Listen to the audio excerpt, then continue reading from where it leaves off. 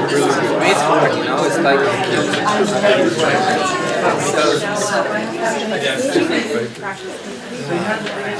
Wow, the music stops and everybody gets quiet. So yeah, we have a wonderful turnout, but it's time for folks to grab a little bit of food if you want and sit down and give Christal your attention. Good afternoon. My name is Amy Morseman. I teach in the history department, and I'm here today as interim dean for faculty development and research. When I started teaching at Middlebury in 2001, I did a lot of watching and listening at monthly faculty meetings. And I noticed that there was a faculty member at those meetings who spoke often. She was tiny, but always full of vigor and conviction about the matters that moved her from her seat to the faculty floor. And as I watched her, I noticed that with every move, she also exuded grace and warmth towards everyone around her. She was Carol Whipple. She was inspiring for me as a new faculty member. She was inspiring to a lot of us here, and she was taken from this community too soon. There is a lot of love and respect for Carol here on campus and in the larger Middlebury family. Whether she was teaching, writing, or working in administration, Carol was always a strong advocate for learning, for exploring the unknowns, and for creating knowledge in a variety of ways. Fittingly, Carol was Middlebury's first dean for faculty development and research, and in this role, she created a high standard that the rest of us in the position have eagerly followed. Carol raised the bar for the faculty in developing themselves as scholars and sharing their curiosity and their intellectual pursuits with students, with each other, and with people beyond this place. Carol wanted to make the hard work of academics relatable and accessible to the broader world. She wanted to have people from all walks of life come together over an interesting topic, digest an idea, and share their perspectives. And so, we honor and remember Carol Whipple right here through that process today. I was delighted to learn several weeks ago that Christal Brown was interested in participating in this lecture series. The variety of interests Christal has and the way she has channeled those interests into serving students, the institution of Middlebury, as well as a whole host of broader communities, reflects well the model of learning and exploration that Carol supported and embodied. Christal received her Bachelor of Fine Arts in Dance with a minor in Business from the University of North Carolina at Greensboro. She received a Master of Fine Arts in New Media Art and Performance from Long Island University. Christal is a performer, choreographer, curator, and teacher of many master classes. She is also the founder of In Spirit Dance Company and the founder of Project Becoming, whose mission is to cultivate young girls into strong, competent individuals by identifying, supporting, and developing a holistic perception of self through the use of creative modalities and life coaching. Christal is the creator of Liquid Strength Training Module for Dance. She's the chair of the dance department here at Middlebury and the director of Midcore. I wonder where she finds the time to sleep. Like Carol Whipple, Christal clearly loves and is devoted to her own discipline, but she also values and works to support growth opportunities for people of all ages and across multiple domains. Today, she will share with us her perspective on art and innovation, understanding transferable skills. Please join me in welcoming Christal Brown.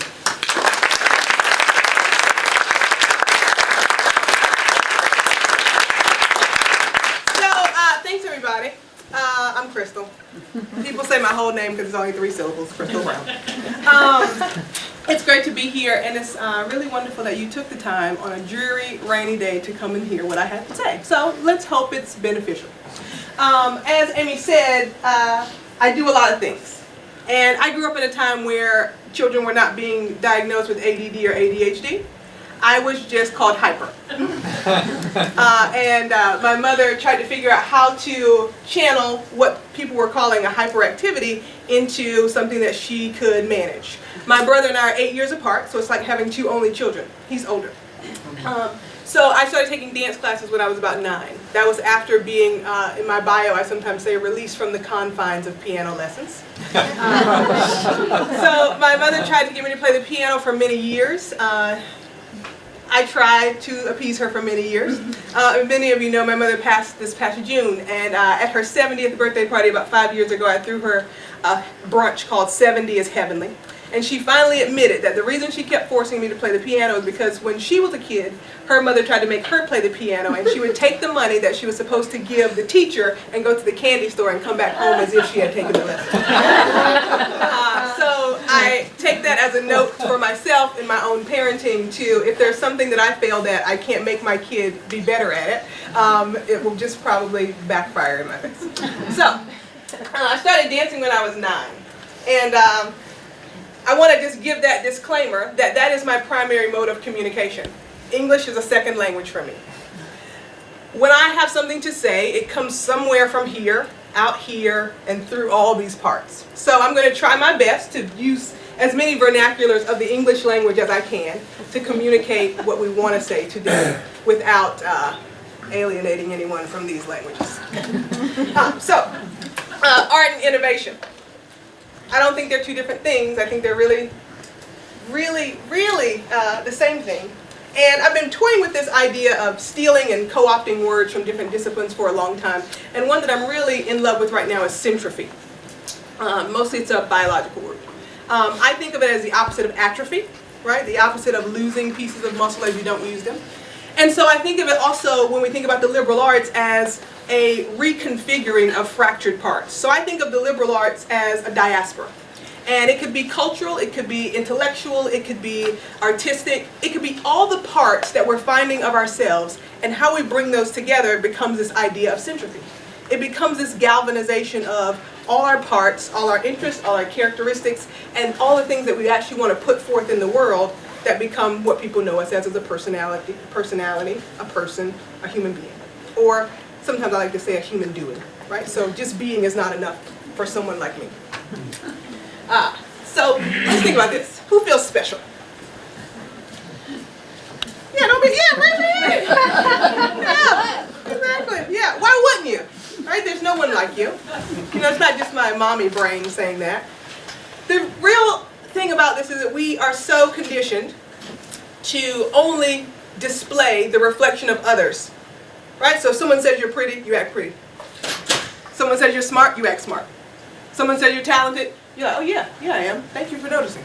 Right? But how often do we think of ourselves and try to kind of do a little asset mapping about what we are, who we are, and what makes us special? So again, anybody in here feel special? Okay, that's a little better. 5% more. Good job, Andy.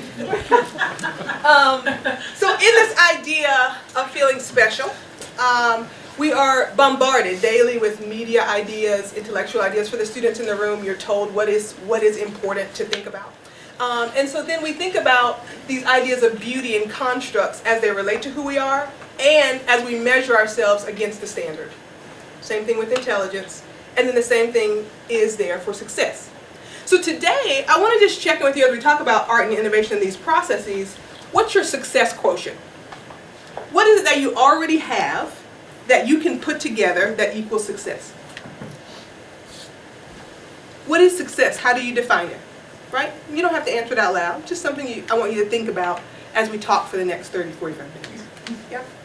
So when I started thinking about what is success for me, like Amy said, I have a program for teen girls called Project Becoming.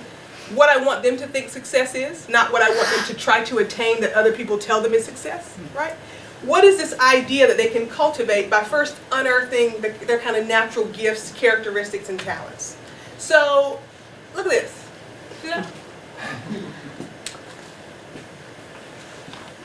This is at St. James AME Zion Church, probably circa 1985, maybe.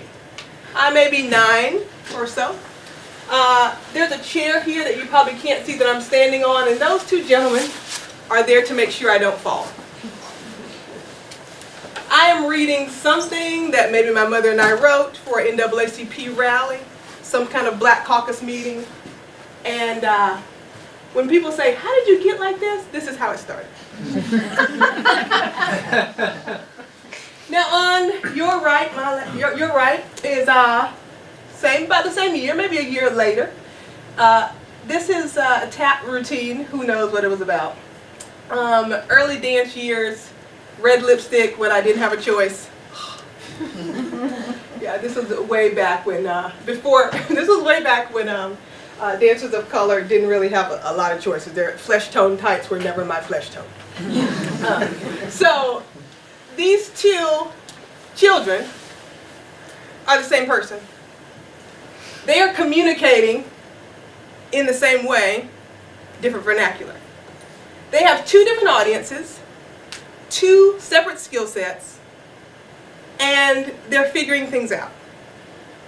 Now, this little girl over here thinks, oh, my lips are big, I'm dark skinned, I don't even know what to do, no one thinks I'm cute, blah, blah, blah, blah. This kid over here thinks, my mom told me to read it slowly, and so that's what I'm going to do, and then everyone's going to know, she's just going to do the gig, right? So let's fast forward a little bit.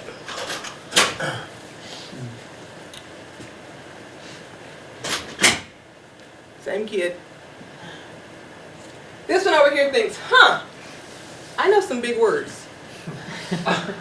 And it seems that this thing I've been doing since I was 9 has been cultivating a voice that's actually clear enough that when I communicate, people hear me. Right? This one over here says, I still don't have words for everything I feel. So I'm going to do this, and then people are going to understand what I'm saying. So the idea that something is a talent and something is a skill, for me, is a false dichotomy. Because this was trained, and so was that. This didn't have a pedagogy or a codified way of being because I have a mother who taught by example, not by lessons, right? So this was something I learned for about 15 hours a week since I was 9. Training, yeah. Now, those two things together look a little something like this.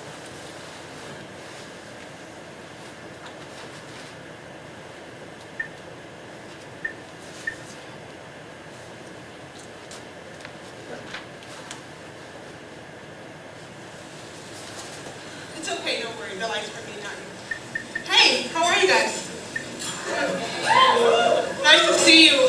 My name's Christal Brown, and for 11 years I've had the distinct pleasure, hello, how are you? The distinct pleasure of trying out some amazing ideas here on this small stage. And they in turn became a series called the Life Cycle Series. So if you haven't seen any of them, welcome to the end. This will be the last iteration of this series, and it's called At This Point. So the series started here 11 years ago with a piece called Wishes, where I stood there in that spot with nothing on but a thong covered in rose petals. We talked about some wishes, and then we talked about the cutting place where I laid my heart bare at the dinner table with my family, where no one ever talked. And then we talked about Take That, which was about the gifts that my mother gave me unintentionally. And then I got lost somewhere in a memory. And then I got really dissuaded because all my wishes had come true. And so then I tried to be normal. And I just ended up always saying, I'm fine, I'm fine, I'm fine. And that turned into a piece on this stage. And so here we are at the end. And it's called At This Point because there's some things I'm willing to do at this point, some things I'm not. But over the last 30 years, I've been dancing, and that's been the constant in my life.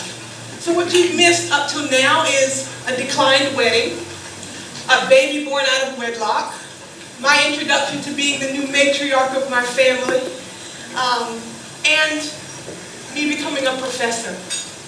Hence the grad. So I guess it's really the professor in me that wanted to catch you up, so you don't feel lost in the syllabus. But for all intents and purposes, I'll do what I've been doing and I'll dance now.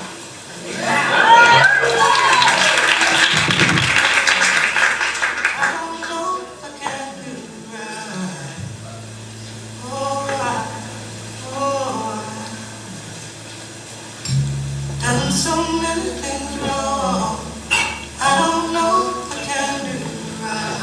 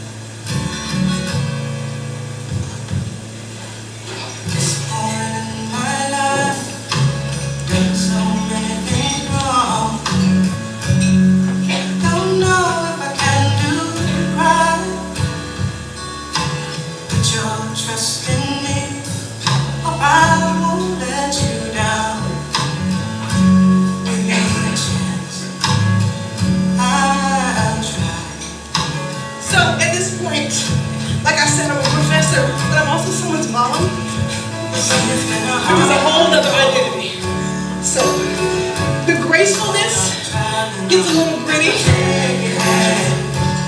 The sleep gets a little angsty. My brother's been out of prison now for a year, and I totally understand why suicide rates among working class, middle-aged men are what they are. Dreaming is not allowed where he is.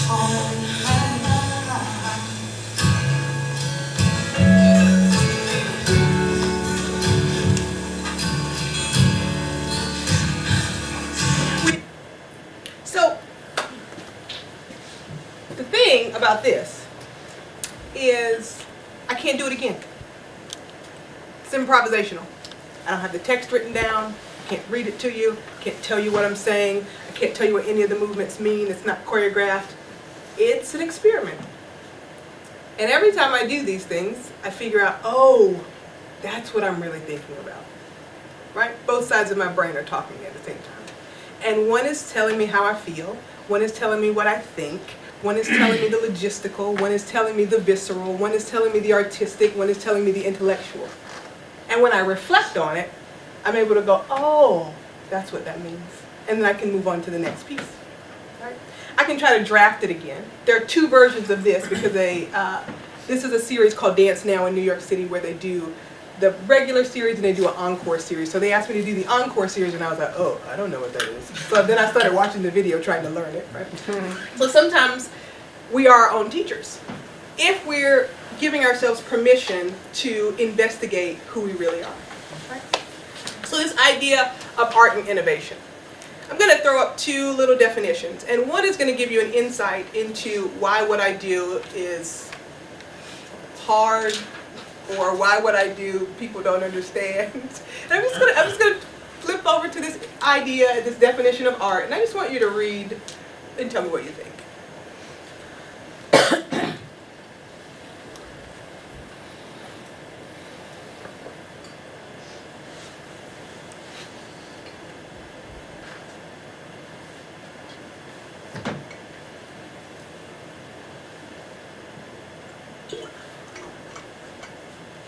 See why people are scared to take art classes?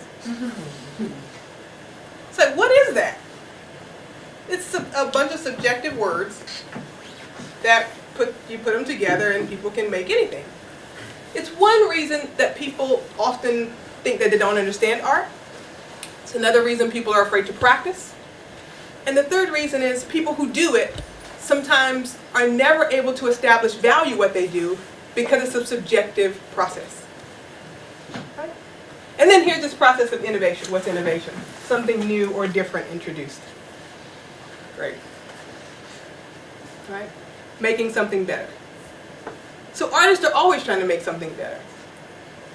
I might be biased, but I believe that. Right? As human beings, we're trying to do something better. Right? It's the difference between habit and ritual. You can brush your teeth every day, that's a habit. You might not get any better at it. Right? A ritual is something you do every day that actually pushes you or transforms you in the process of it to be better or do better the next time. Right? So when I look at these two things, I go, it's subjective. Am I the subject or my ideas, or are my ideas the subject? Who gets to be the judge? And then how do I pattern this in a way that makes sense to me so that my output becomes something authentic? Yeah? So this idea that art is created by creative process and innovation is now created by this school of thought called design thinking. Right? Let's look at these two things.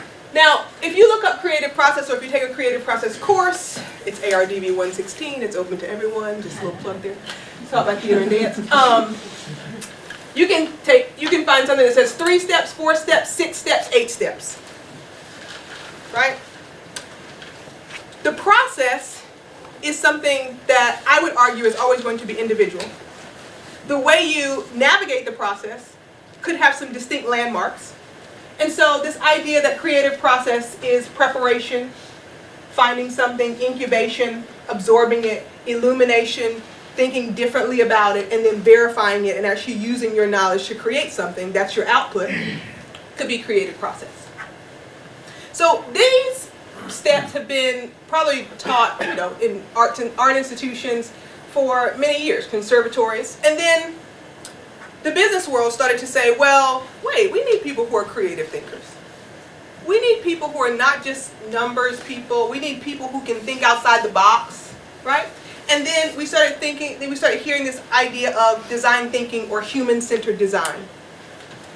And so the human-centered design method, or the design thinking method, talks about empathy, defining an idea, working on it or ideating it, creating a draft or prototyping it, testing it, and then implementing it. I would argue they're the same things. I would say some of the distilling process between the ideation and testing could be up for grabs depending on what type of art you're making or what type of product you're making. But in essence, for me, they're the same process. Now, the two processes have something in common. What do you think? What are they about? What are they for? What's going to be the outcome of all of them? What can they be used for?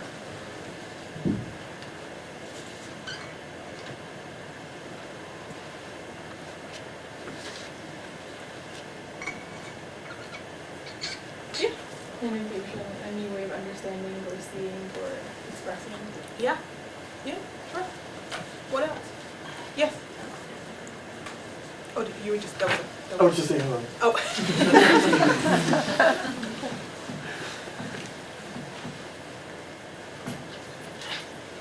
Solving problems. Yeah. I mean, we could do these all day. I'm just going to put two up here, but solving problems, illuminating new solutions. And then, what do these processes not share? Subliminal in the slide.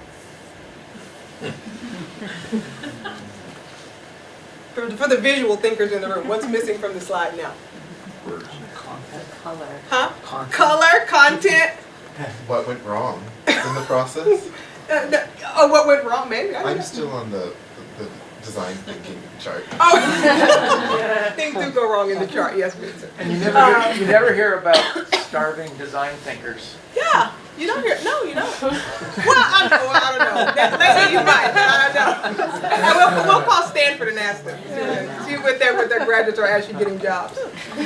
So what's missing from this slide is the background.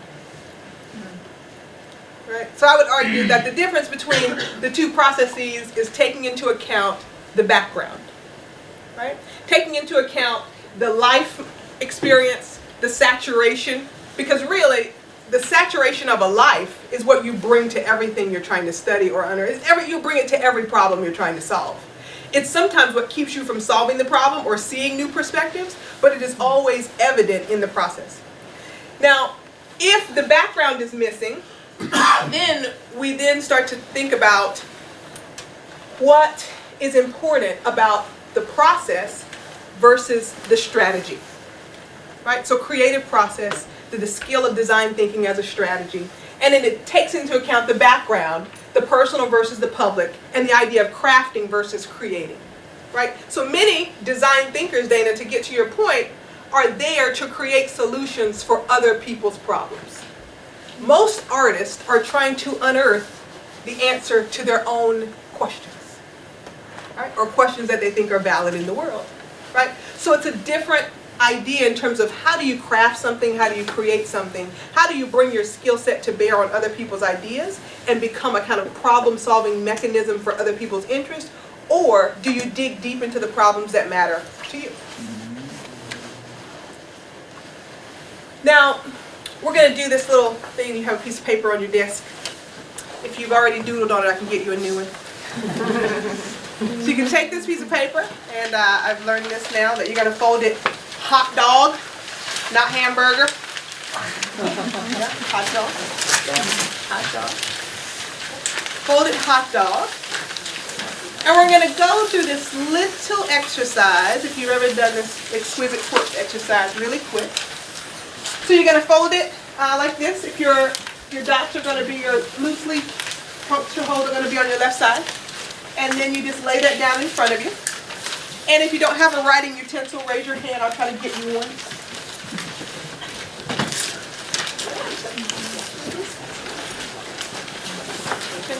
You can pass attach those back.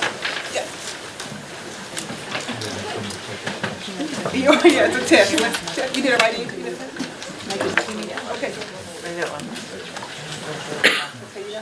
Raise your hand. You still need a pencil or pen? 1, 2, 3. You have to borrow some pencils.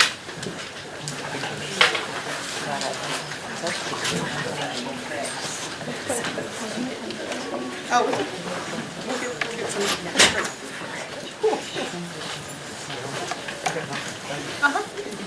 Oh, thank you. I've got another pencil. I think we got it. Yeah. Okay, so you have your paper folded hot dog. At the top of the side that has the dots on it, you're going to write I have. And it's going to be a really short little free write exercise. The rules are going to be, you're just going to finish the prompt. You're going to have 2 minutes. You're going to keep your pencil attached to the paper even if you don't have anything else to say. And then as soon as your brain gives you another thought, you're going to write that down. And then when the time is up, we're going to pick up your pencil and put it down. Okay? On your mark, get set, go.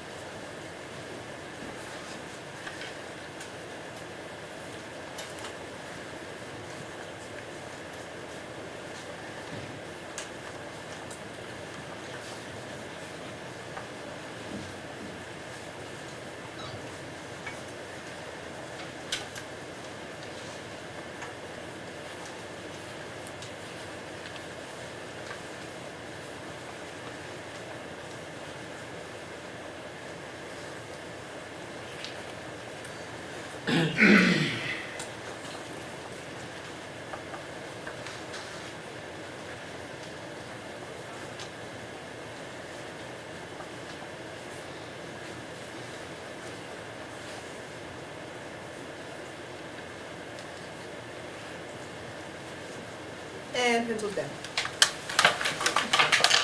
On a code. Just joking. Okay. Then you're going to flip it over. So if your paper was like this, and the holes were here, right up here you just wrote I have, you're going to flip it over just like this. You're not going to open it. And at the top of this side, you're going to write the prompt I want. We're going to do the same thing. On your mark, get set, go.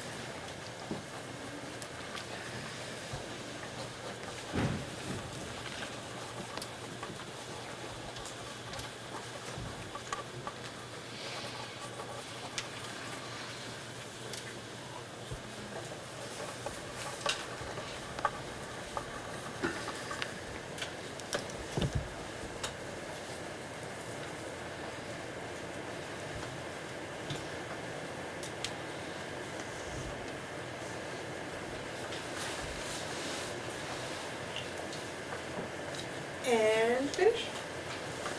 Cool. Now here's the fun part. Just open up the paper.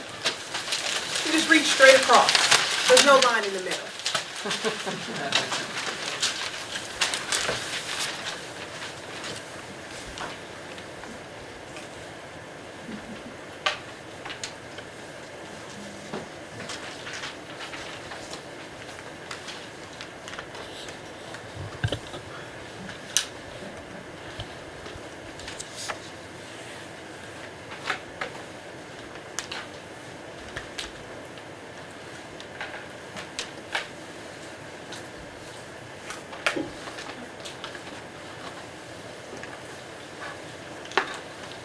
Anyone find anything illuminating, exciting, funny? It's kind of creepy.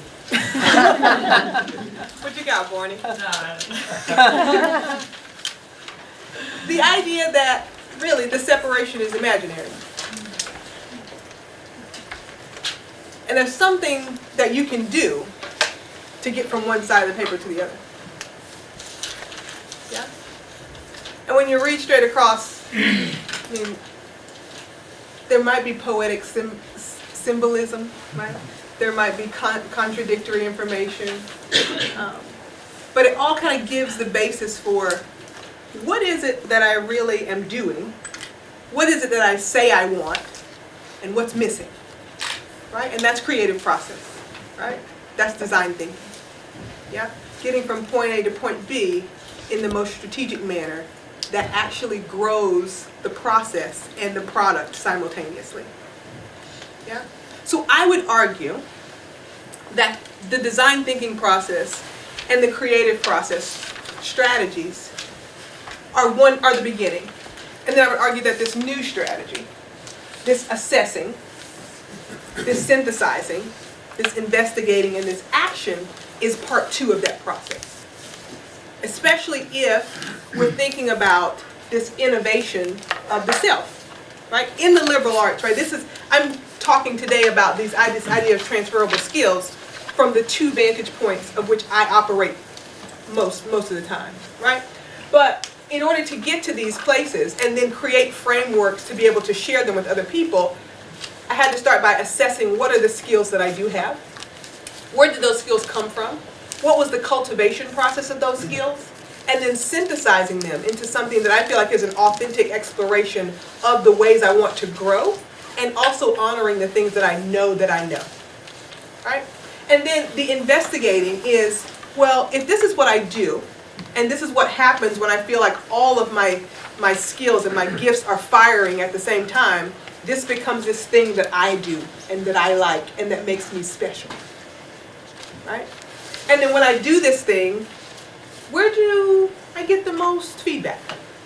Right? Where is the place where I can test these things out? Like the solo space that I showed you, that little excerpt. That's a theater in New York City. It's attached to the public theater. It's Joe's Pub. It's dinner theater. If you are not interesting, people will keep eating their meal and talk to their friend beside them. Right? So where do I test the idea? You test it somewhere first where the market is not saturated with what you do, but also a place where you can get honest feedback. Right? We talk about sometimes investment strategies in mid-core, and the first funding cycle are the 3 Fs, friends, family, and fools. Right? Those people are not the people who are going to give you honest feedback. They care too much. They have too much skin in the game. Right? So these people don't know me. Right? They bought a ticket. They know they have to drink these 2 drinks in an hour. They're like, lady, what are you doing? I've not seen my friend in 3 weeks. We live in New York City. I got to talk. Right? So I have to put myself in an uncomfortable scenario to figure out if what I'm doing is actually valid, right? That's part of the process, validating the idea. And then if that becomes the market, then I know where I can put my skill set later. Right? I know where the market for what I have, for this thing that makes me special, is. So I don't waste time trying to sell it somewhere else. I'm not wasting time trying to get on a music video or choreograph for Christal Brown, right? That's not my thing. And that's okay that that's not my thing, because I figured out through this assessment process what makes me special. Right? So this idea that creative process, design thinking, innovation, art entrepreneurship, learning, all these things have these little sectors of understanding, but really there are ways that as we understand our own skill set, that they overlap, and it's really just about figuring out how to assess the skills we have. Does that make sense? Questions, comments, concerns, epiphanies? Yes, Dana? Well, you got me wondering, if you were working with young girls and you told your story, would they be likely to feel a little like me? Well, her story's cooler than mine, so I don't rate. I have got nothing to assess. Yeah. So how do you work around that so you don't sort of silence them with your awesomeness? Yeah. Well, when I'm working with young girls, we really talk about where they are first. Yeah, I really think about, and it's something that I think it gets harder the older I get, because I get a little more set in my own ways and I forget where they are. So it's really a reflective tool for me of like, where are you right now? And they say, well, this guy is like, you're so stupid. And then I go, ooh, do I remember that? Right? And so we start to talk about where they are and what I remember about being where they are, rather than look at Christal now. So we talk about that little girl with the red lipstick on who didn't get attention from boys, but they would always call her over to talk about her light-skinned cousin. Right? So we talk about it, we go, no, listen, I know what you mean. You know, I wasn't cute either. I didn't get cute till 1996, right? It took me a long time. Right? You know, boys didn't like me until so-and-so. So, you know, I have to, it's not all good, right? And I think I've just been trying to think about this also in this idea of this time of social media. I like showing some of the not good. Yeah. And so really, really being clear that there's a climb and then there's a mountain, right? And if you just see me on top of the mountain all the time, you got to think about, how did she get there, right? So there was a long period of time in New York where I was a struggling artist. I wouldn't say starving because I did eat, right? Struggling artist. I was a single mother in New York City on welfare. I grew up in a little town in North Carolina, so I read my students sometimes the bad bio, the part you don't hear in the background, right? And I talk about things like in this piece about my brother being a felon and like what it's like to transition from prison to the real world again and raise children and have this sister who people think is this thing, and how do you compete with that? Right? So the humanity behind some of these processes is a little bit is another interesting disconnect for me in terms of the design thinking first teaches how to empathize. Right? So without that empathy piece, you can't solve another person's problem. If you're not empathizing with the client you have in front of you, then you're just going to tell them what you think they should do based on your own background. Right? And so this idea that you teach empathy by trial and error is another idea of this, you know, one of my first loves is community building. Right? Yeah, you're going to say the wrong thing. You're going to do the wrong thing. You're going to ask the wrong question. You're going to say something stupid. But hopefully, in that dialogue, there's empathy, and it actually makes you stronger as a community, or even as a friend, as a two-person relationship, right? So there's always this idea that the failing process is you can't get around it, you know, and that's just as a dancer, you know, like I've been at do this. I don't know how many times I've done this, right? And actually, I'll do it. That I'm being facetious. I actually do it a little better. Right. So, but this idea that how many pliés have I done in my life? How many are good? Have they made me better? I don't know. Maybe they've made me a better dancer. My Achilles feel like they're about the same length. But the showing up for them has made me better. That's the perseverance of it, right? Showing up to do something that I will never be perfect at. Not even an option. Not even going to get there. Like I wasn't even born with the right facility. Like my hips are shallow. I can't even, there's no way it's ever going to happen. Right? So, but showing up to do that thing, that practice, is what I think has given me the ideas that I have, because I keep showing up. Ritual. Right. Yeah. I would love to hear a little more about what you think about synthesize, that step of the process. Yeah. So I think it comes to people in different waves.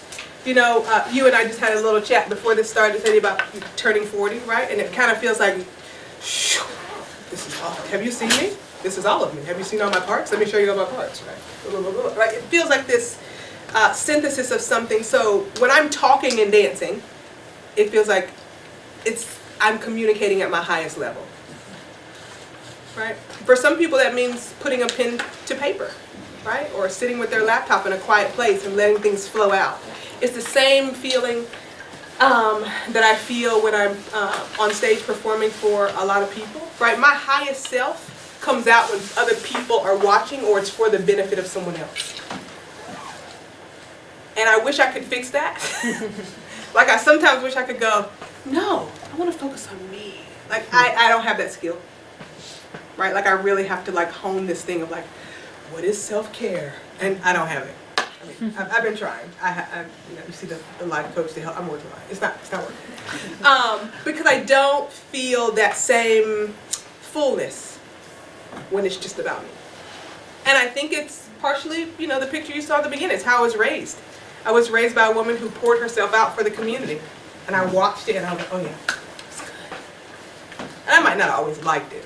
You know, I didn't always like standing up there with my hair pressed and that little black skirt, you know. But I could see that it made other people better. Yeah. And I never, well not never, I never know everyone in an audience, right? But I know that the energy that bounces from that side of the stage up to me is tangible, right? And that interaction is something that I can't do with words. It's not something I can do, it's not even something I can kind of theorize about how other people are feeling it, right? But it becomes this reciprocal investment in each other for a focused amount of time. And for me to be able to impact that many people inspires me to try again, yeah, with new people. Yeah. Hey, Frank. Yeah, I was just coming back to your career so far has been very much testimony to your resilience. Yeah. And innovation in art has a lot to do with rejection, Mm-hmm. also building resilience. So Yeah. how does that filter into these 4 components of exquisite quote? Yeah. So in my idea about rejection, the validation process has to be personal, right? So I've been subject to, as a dancer, as a teacher, as an artist, you know, as a mother, you're subject to other people's perception of what you're doing and if it's right, wrong, good or bad, right? So the idea that another person's perception either validates or invalidates the pathway that I'm going to follow is the difference for me between craft and creation. So I can craft a solution based on other people's critique, or I can create a solution based on my own ideas of what should happen, right? So in that idea of rejection, one of my mentors, Liz Lerman, wrote the critical response process, right? So it's a 4-step process that allows artists and educators to use this methodology to give feedback to people who are trying to make something. Now it's different. The reason that it is kind of sought after, she's a MacArthur Fellow, is because it puts the maker in the driver's seat, rather than giving the audience the permission to say, no, not good, didn't like it, blah, blah, blah, right? It puts the responsibility on the artist to say, let me tell you what I'm trying to do, and you can help me do that. I don't care what you think about it. You can talk about that amongst yourselves, but let me tell you my trajectory, and if I'm off course with that, please help me stay on mission. But it's not up for grabs. So the rejection process in that critical response process is kind of taken out because the ownership of the product still stays with the artist. So in the way that I've dealt with that over the years is knowing that I'm not going to be a ballerina. It's not my love. It's not my construct, right? It's about figuring out when I walk into an audition room that there's something that I can do in this room that other people can't, right? And these are with amazing, fabulous dancers. I really am, the assessment process goes both ways. Like I walk into a room of dancers and I scan them while they're warming up and I go, oh, she's super flexible, she can turn. I can't do, that's not what I can do, but I can jump. So let's, if they ask you to do something, I'm gonna be the best jumper in here. right? So the rejection process, I kind of flip it so that I'm seeing the actual asset that I have to offer rather than the deficit that I don't have to give. Does that make sense? So when I think about, also, you know, a little bit more tangibly, when I think about this idea of transferable skills and how they interact, there's this, you can Google these lists and I'll just read them to you quickly, but there's a list of the skills that entrepreneurs need. And they are leadership, team management, strategy, problem solving, design making, project management, time management, stress management, communication skills, creativity tools, learning skills, and career skills. And then there's a list of what choreographers need. And it's speaking, active listening, coordination, instructing, monitoring, time management, critical thinking, reading comprehension, judgment and decision making, active learning, learning strategies, negotiation, service orientation, persuasion, operations analysis, systems evaluation, and systems analysis. I feel like they both have skills for the same job. Right? So when I think about this idea of transferring skills, right, I have a colleague in the dance program, Laurel Jenkins, and she says, if you can schedule a dance, you can make a dance. Because when you're dealing with other people and their lives, if you can actually get them in the same room, you might be able to do something. But when you have to deal with the logistics of that, it teaches you something about persuading people that this is valuable, right? Most entrepreneurs, if they have an idea, they have to establish value, not just for themselves, but for their funders, for their constituents, for the people who want to buy it. This idea that you're always persuading people that what you know is valuable, what you're doing is valuable, that's artistic process, right? So for me, I often go back and forth in terms of languaging that I don't like to separate the two. They're really about how do we figure out the commonalities and move forward by establishing a better, robust training preparation for the skills that are necessary for everyone.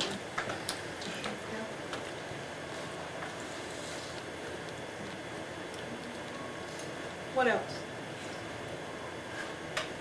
If there's nothing, I just got one more slide for you. No? Question? No? Yes, Larry? One, Christal. Okay. When you were talking about doing the assessment of your abilities and you walk into a room and you're assessing the abilities of other people, Yeah.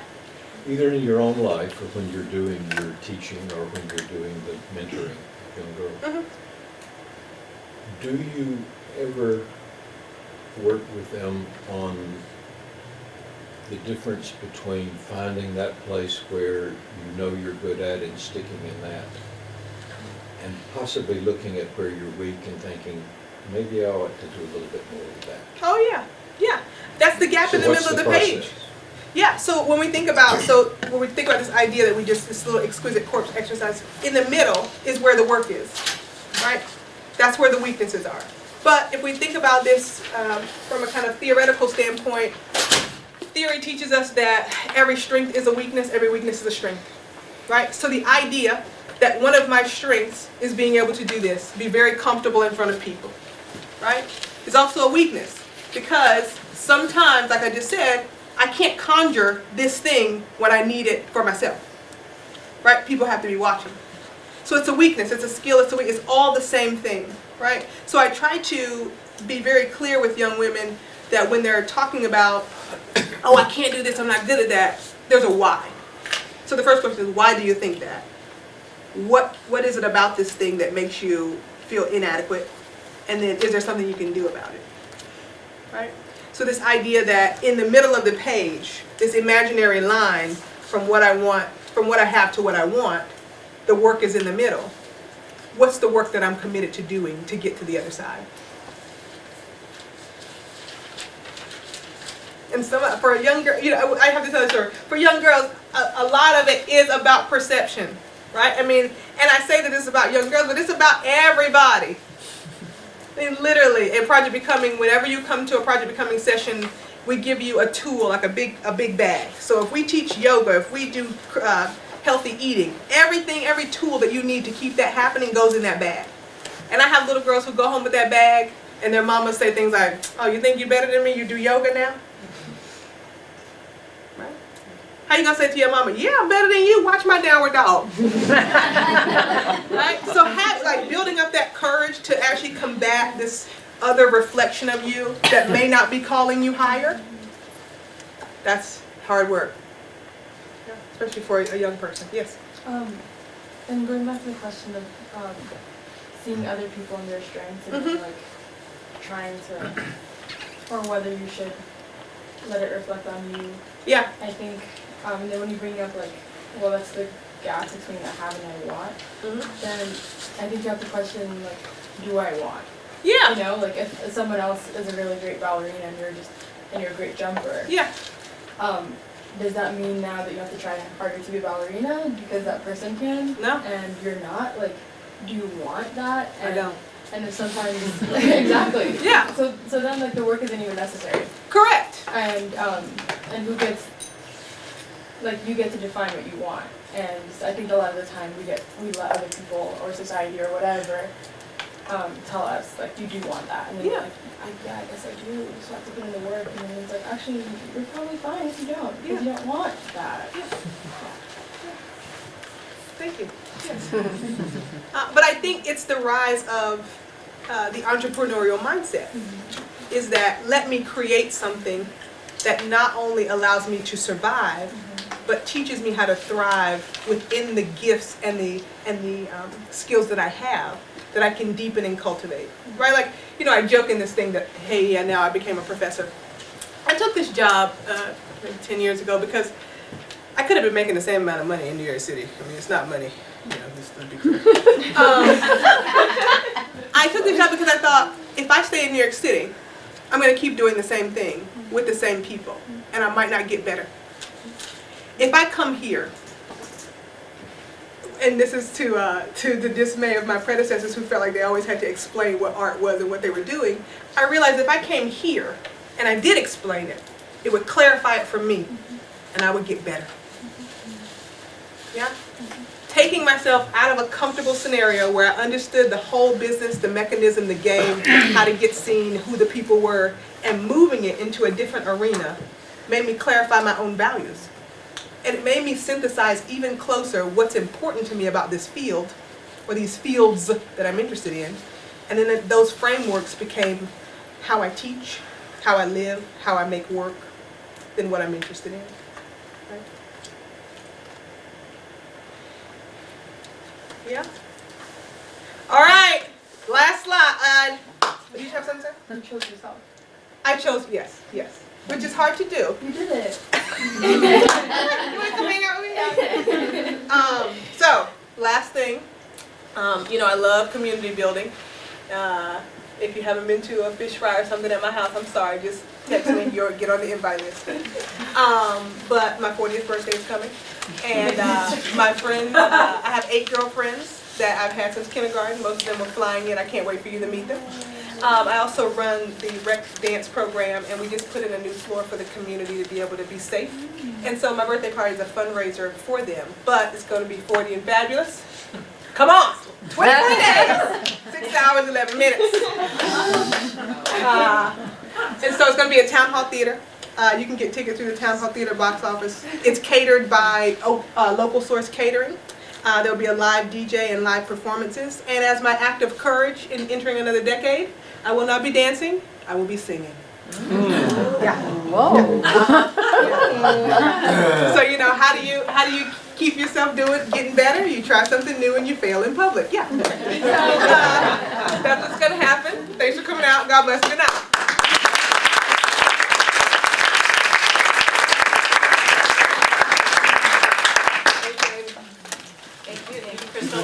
She did such a good job of holding your attention and provoking questions that it might seem silly for me to ask if there are any more questions. But I did want to give you that chance right now if you've thought of anything in the last 30 seconds. And if not, we can just give her a warm round of applause. So thank you, and then we can get up and enjoy more of the wonderful refreshments. So return your pen. Any other thoughts, questions that you want to share? Where can you get tickets for this event? Town Hall Theater box office.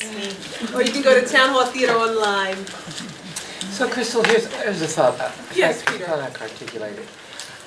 Within this question of assessing oneself and coming into the room, and Yeah. I get it, and I get it within this world. And then I was just thinking about, well, there was this guy that was on Ryan Airlines, and he's saying to himself, yeah, I'm fine and comfortable with yelling at this Jamaican woman and calling her the nastiest names.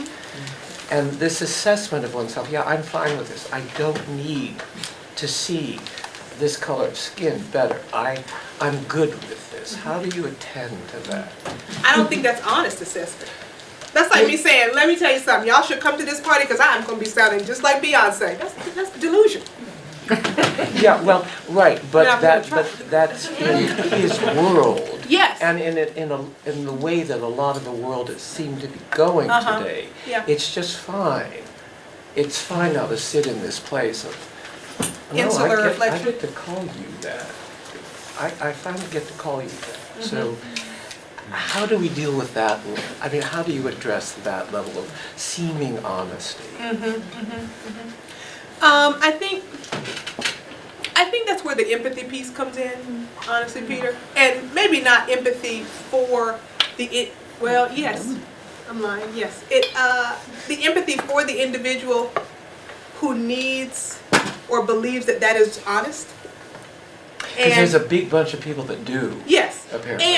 But those are the exact same people who aren't looking at what people are reflecting on them. Like they're not asking they're not going through the 5 stages of why. Well, Like why did I say that? Why do I believe that? Who taught me that? Like all these whys that are really about the reflections that we thought about earlier about, well, I think that because someone told me I was better first. Right? I think that because I have this privilege first. You know, I think that because someone gave me this first, right? So this idea that this reflection is not necessarily an authentic assessment of self. It's also another reflection of outsiders telling you what powers you have and don't have. But how though? How? Yeah. Yeah. Because I agree, this makes a lot of sense, but I also see the flip side of it and how it's approached on that flip side. And I think we're living in a world, right, where those same terms, those same levels are presented. Yeah, you get to say that, because yeah, look at what we've had to live through, us poor white guys. Yeah. I do think that until we are able to have honest dialogues together, then the empathy piece becomes a Band-Aid for just people who are like us. Yeah. And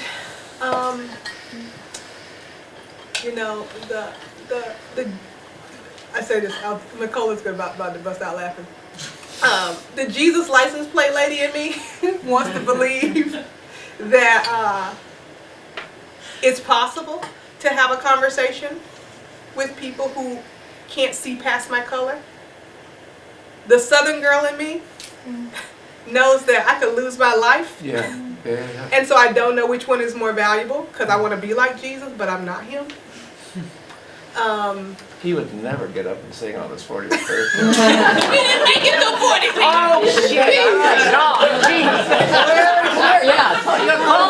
Oh my God, I'm thinking the wrong person. Sorry, baby. Not Jesus. Jesus. Yes. Oh, okay. Did you want to say something? I think I was gonna bring in the idea of impact in that. So like, I'm gonna go back to your ballerina jump for a second. Yeah. If you're not gonna be a ballerina, like, what impact is that gonna have on the world? Like, probably not much, right? Like, if you just stay a jumper. Yeah. And if you weren't going to dedicate all of your time into being a ballerina, the world isn't gonna be a worse place, right? And in this scenario where your impact can matter, and the hate that you give and the hate that you spread matters, right? So in this assessment, impact is important. And we often feel negative impact more than we do positive impact. Yeah.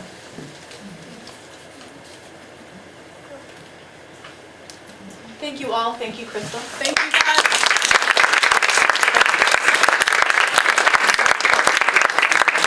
The next installment in in the Carol Riffle Faculty Lecture Series will be David Stoll, November 7th. Do you want to give us your shout out for your title? Gosh, I want my daughter to have a better life in the United States, which is what I'm hearing from my Shield Maya friends in Guatemala, and how that might impact our next national election in 2020. Thank you. All right, so we'll see you back here on November 7th. Thank you, Christal. Thank you. Thank you, Vincent. I love it.